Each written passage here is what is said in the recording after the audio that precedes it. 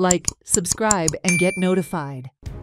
The owner of the four-wheeler along with his family was traveling to Panjim for a vacation when suddenly the Omni van caught fire at Mandavi Bridge.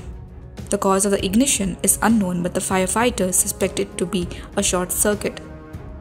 The vehicle owner immediately called the Porvorim Fire Department and ambulance. The Porvorim Fire Department quickly reached the spot and doused the fire, preventing any further damages. Huge loss of vehicular damage was accounted, but luckily no casualties were reported. Call झाला हांगा मांडवी हे brigade जाल्ले so आमी U turn मारून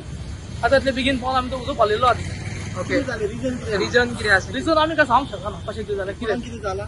ना आमकां जो ते कोण मेळोंक ना एक्टिविटी कोणाक कितें जाला सांगूंक ना कोणी खंयचे आतां आमकां काय खबर ना अनिल म्हणून कॉल दिला ते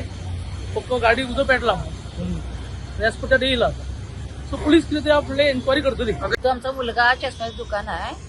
मग तिथून ते इथं चष्मे द्यायचे पणजीत मला म्हटलं चल आई तू बघितलेलं नाही मी आलोय 4 दिवस झालं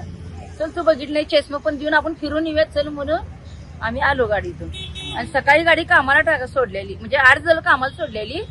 ती गाडी आज दुपारी मिळाली आम्हाला कामाला दिलेली नाही आणि गाडी कोण चालवत होता मुलगा आमचा